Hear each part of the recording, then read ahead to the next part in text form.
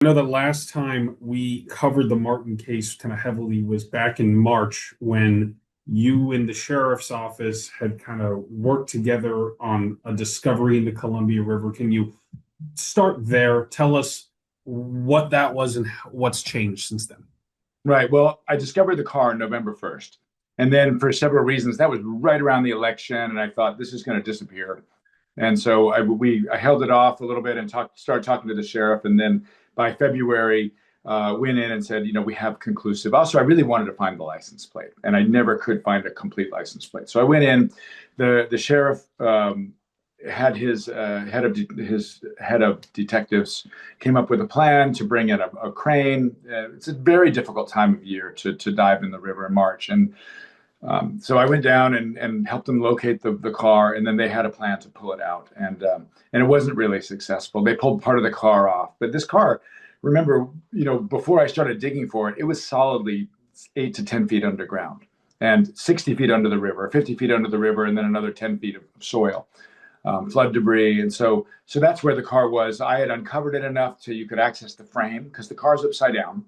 They attached four corners of the frame, and they applied more and more pressure, hoping to get it to free from the bottom, but it didn't, and it pulled the frame off of the vehicle, basically leaving the body of the car, meaning all the parts that you would ever see in a car were still there. The seats, the floorboards, the ceiling, all that stuff was still there. It was just the frame. The mechanical running gear was gone.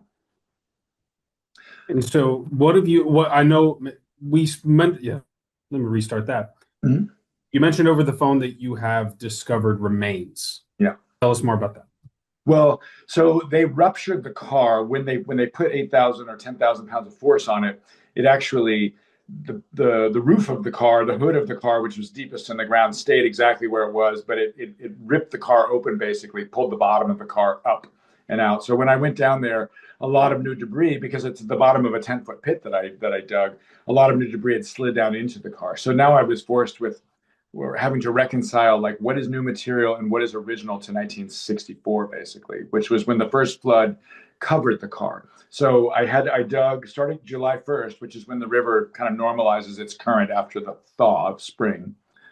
I started working at 3 days a week, so lots and lots of dives, 3 tanks a day, and eventually got down to the point where I recognized the strata as being original to 1964, which is wood, non-floating wood had filled the car up, and then this very small particulate matter, like some very small sand, had basically filled around the wood, and so that is when I knew I was back in 1964, and that everything below that level was going to be the contents of the car.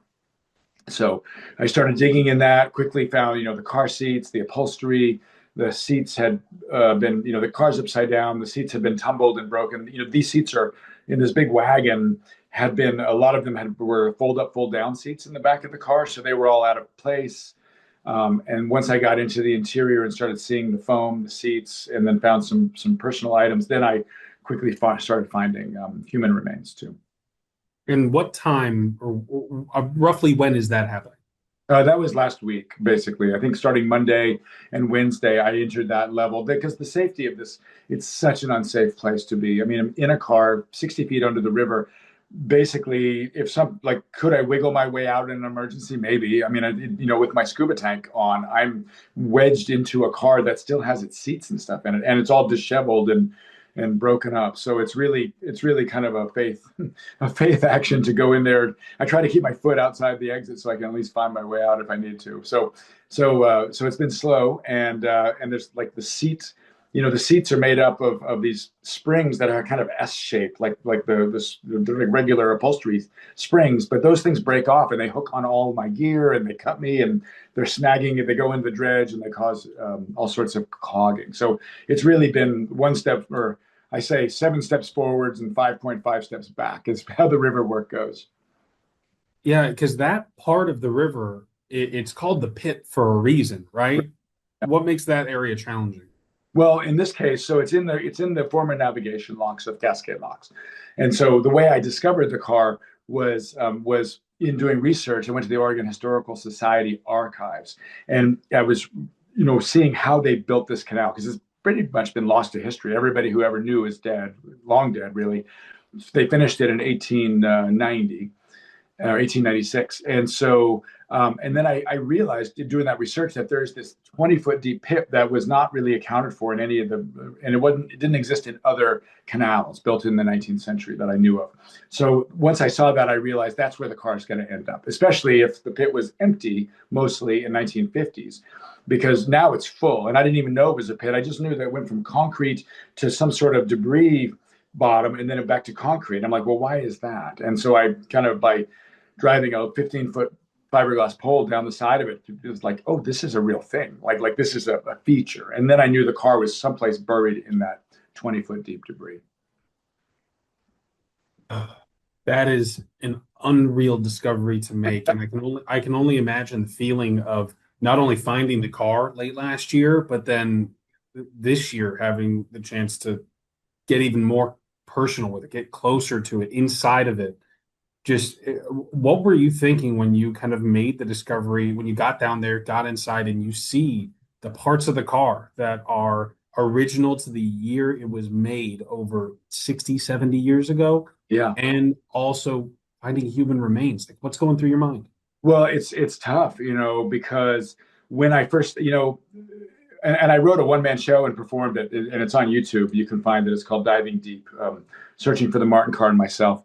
And that it's really about this emotional arc. I thought this was my mission. I thought this was my thing. And then the moment I touched the car, like what I thought was an artifact became like all of a sudden I'm the carrier of their story. And it became very emotionally intense for me I'm the only person in the world who knows what happened to these people.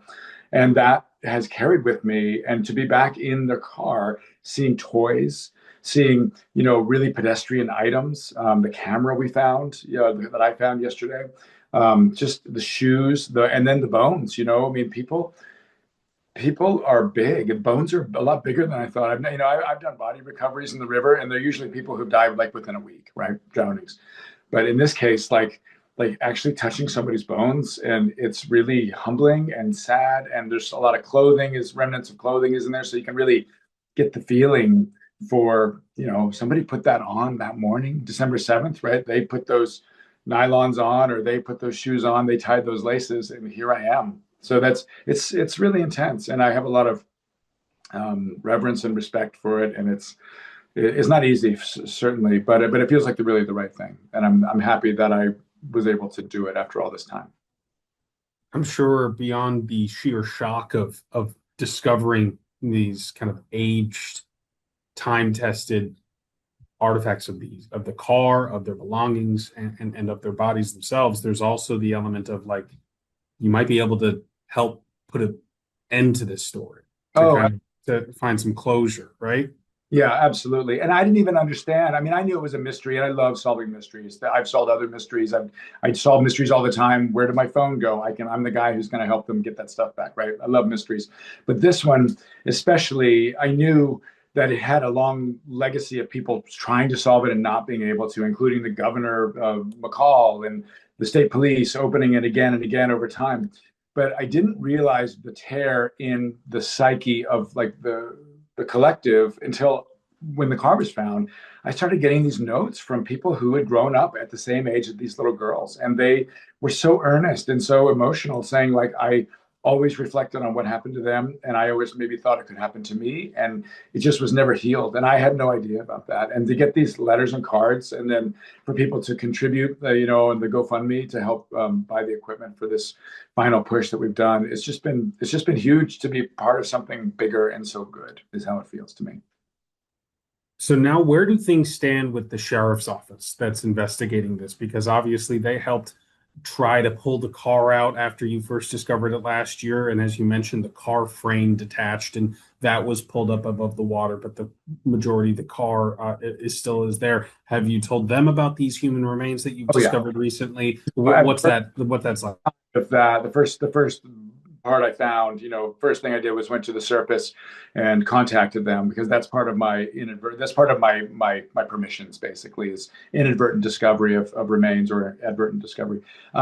So yeah, I went, and so I've been delivering the remains back every day that we've been doing this. I had to sew my own body bags, actually, because the sheriff's department didn't have any mesh body bags, so you have to have something the water drains out of. So I actually bought a big roll of mesh, and I've been sewing them myself. I sewed 7 bags that are big enough for the bones, and every day I've been delivering it to them, and they will forward it on to the forensic anthropologist of the state of Oregon, and they're making decisions as they go. And how to handle this. We have a camera with film in it, apparently. That will hopefully be dealt with properly with them. And then we have clothing, we have personal items, toys, and things like that. So they really want. I mean, they're really great people to deal with, the Hood River County Sheriff, and they've been super helpful in supporting me and just whenever I have questions or any resources, they've been great. Archer, this is an astonishing series of discoveries that you have made in this case. That's really all the main questions I have. Do you feel like this is over at this point? And with that, what do you see happening in the future in this? I think it will be. I really want to. It's a super dangerous environment, and I don't want anyone to risk. I've been diving a long time, and I'm really pretty good at river diving because I've made it not many people do it. And so I have a couple more dives this week. One of them is just one more push, hopefully for a little bit more remains that's safe to get to. Then basically I'm going to fill the car with gravel because it's a really dangerous cave environment that's well below 50 feet of water, and it's there's so many ways to die there. So I'll fill it up with gravel so that if someone wants to excavate it in the future, it will be doable by somebody with the proper means. So it's preserved, but also solidly safe as much as it can be. Then move all my stuff. I've got thousands of pounds of dredge equipment and things installed down on the bottom of the river. So I have no idea what I'm going to do with my time after this. This has been my mission for 7 years to do this, and now I'm not sure there's much more I can do.